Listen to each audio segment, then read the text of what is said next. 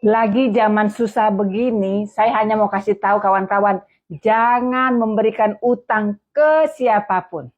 Ya, mendingan kalian kasih dalam jumlah kecil daripada kalian utangin sejumlah yang dia mau.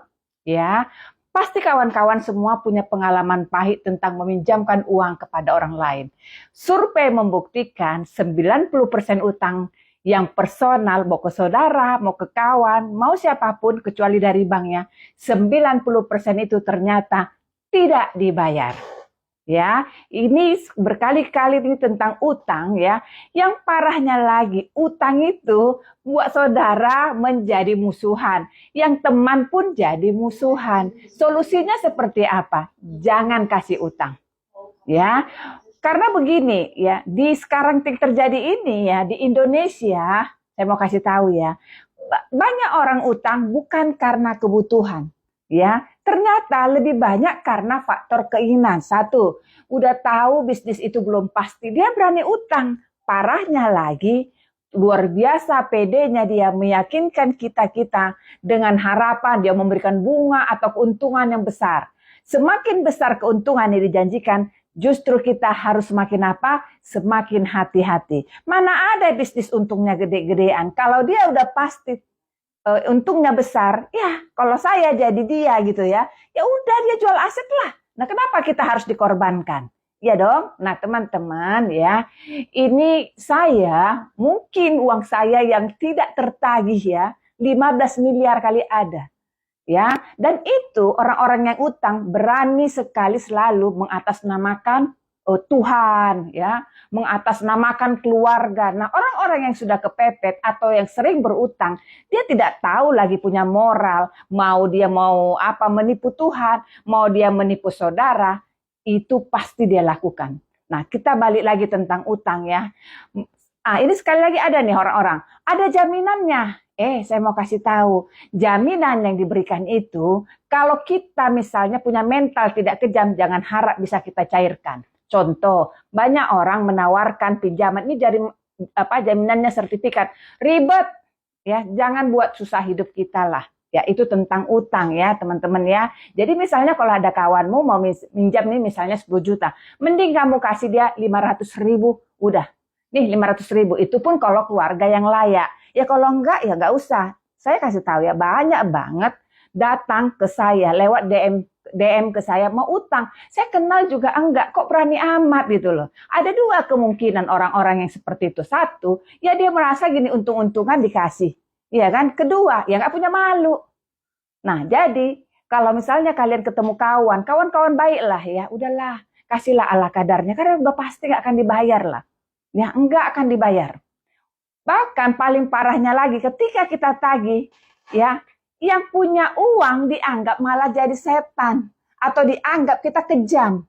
Masa kita mau nagih kejam? Harusnya siapa yang kejam? Yang punya utang lah yang kejam. Artinya dia udah pakai uang kita, terus dia nggak bayar. Saya kasih tahu ya, saya pernah punya cerita tentang utang ini. Ini cerita yang sangat sederhana ya, tapi memuakkan gitu ya.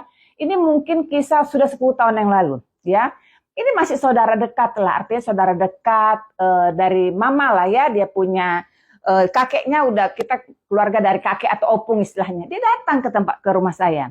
Ya dia mau pinjam saat itu 10 tahun yang lalu 5 juta. 5 juta dia bilang mau pakai nih, aku mau beli bahan karena dia memang desainer ya, 5 juta dia.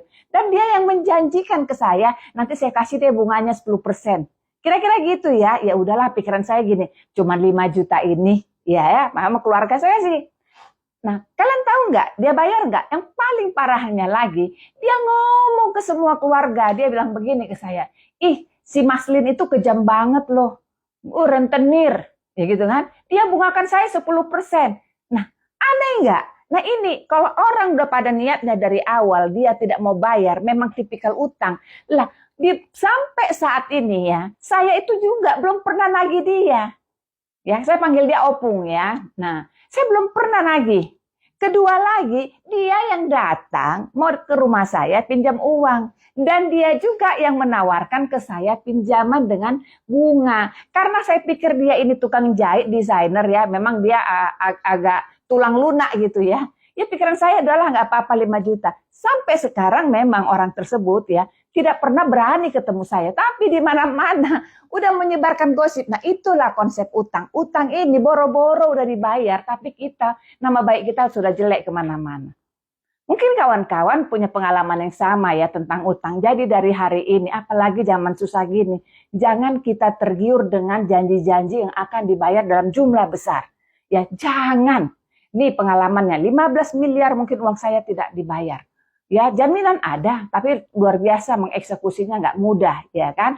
Tetapi gini ya kawan-kawan, biasanya kita suka tergoda itu untuk memberikan utang karena faktor serakah, karena dijanjikan kan, terus mungkin yang ngutang juga kayaknya kesannya kayaknya jet set, punya apa datang. Karena gini, orang yang mengutang itu ada dua tipenya ya. Ada tipenya yang memang dia berpura-pura butuh banget. Kesedihan lah, penderitaan lah dia yang buat. Ya kan? Nah itu tipe pengutang yang mental kere. Ada tipe pengutang mental kedua. Sok kaya, sok jet set. Ini juga kejadian 5 tahun yang lalu. Datang ke kantor saya dengan pakai mobil harga 1 miliar. Ya, dia mau pinjam uang saya 100 juta. Dia pemilik restoran, cukup besar restorannya. Ya kan?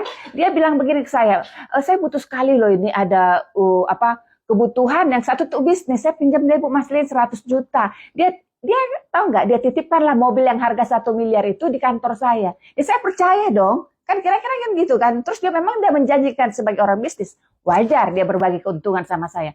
Tapi tahu nggak, 8 bulan tidak dibayar-bayar ke saya. Saya suruh orang jadinya debt collector tuh ke restorannya dia. Tapi tahu apa yang terjadi? Utangnya 200 juta. Biaya saya menagih itu 70 juta. Karena saya harus bagi 30%. Bayangkan nggak? Nah jadi kawan-kawan, jangan buat susah hidupmu. Jangan pernah kasih utang karena survei membuktikan 90% utang ke kawan, ke keluarga, ke teman dekat, ke teman bisnis itu tidak dibayar. Kalau mau dibayar hanya kita pakai tenaga debt collector dan tidak murah. Ya, belum tertagih aja kita sudah minta biaya operation di depan. Kemudian success fee kita harus dibayar lagi. Iya kan? Parahnya lagi kalau kita kasih debt collector, banyak juga debt collector abal-abal. Dia hanya cari biaya operation, nagih kagak. Nah, jadi gak usahlah ya teman-teman, ini pengalaman buruk yang saya alamin, supaya kita berhati-hati ya ke depannya, karena banyak orang terlihatnya intelek, terlihatnya kaya, terlihatnya rohani, ya, terlihatnya apalagi keluarga dekat, ya, tapi setelah uang di tangan dia akan seperti apa? Setan, ya. Mending ya, itu kita punya nama baik itu parah, udah nggak bayar, dijelek-jelekin. Ini saya nih kasih kejadian. Ada orang dengan pakai cek, kasih pinjam saya. Saya pikir kan kalau cek itu kosong atau giro kan pidana kan? Ya udah, tahu apa yang terjadi? Susahnya orangnya kabur 1,7 miliar. Sampai sekarang orang itu dia kabur. Saya nggak tahu di rimbanya di mana. Ya begitulah. Ternyata bukan hanya saya yang ditipu. Ada kami 10 orang emak-emak yang ditipu sama dia. Nah, pengalaman ini kalian biarpun lihat misalnya, oh kelihatannya orang kaya ya, pasti dibayar lah. Wah, mobilnya aja harga 1 miliar. Ya kan gitu kan? Ya wajar lah kita kasih 200 juta. Memang masih cicil gitu ya. Tapi jangan terbuai dengan penampilan orang ya. Mau terbuai dengan penampilan rohani, terbuai dengan penampilannya, oh dia terkenal. Banyak juga loh orang-orang yang misalnya level selebriti atau terkenal itu belum tentu loh. Kadang-kadang orang-orang kayak itu udah kehilangan harga diri, ya. Jadi dia utang sana, utang sini ya, hati-hati. Nah, aku juga pernah tertipu juga dengan seorang, masih anak gadis ya, cuma udah perawan tua ya. Saya ketemukan di seminar Kristen loh, ya, dia pakai uang saya 130 juta. Nah, sampai sekarang dia nggak berani ketemu saya dan itu kejadian udah ada 8 tahun. Ya, pikiran saya kan, oh ini kita sama-sama ikut seminar Kristen lah, ya kan, rohani gitu ya. Hati-hati ya, jangan tertipu karena orang-orang penjahat itu akan bersembunyi dan akan mencari mangsa di komunitas-komunitas religius malahan ya. Malah seperti itu, mereka itu berpikir kalau di dunia sekuler udah nggak diterima, biasanya mereka datang ke dunia-dunia rohani gitu ya, komunitas-komunitas itu ya. Jadi hati-hati dengan orang-orang seperti itu ya. Ada 2 tipenya tadi, satu sok kaya, sok jet set, satu lagi so miskin gitu ya. Padahal waktu kita lihat medsosnya, waduh, mana dia miskin ya. Jadi memang itulah anehnya utang ya. Aku juga dalam proses lagi nagih orang nih ya. Nah, itu kaidah teman-teman ya, kalau kalian suka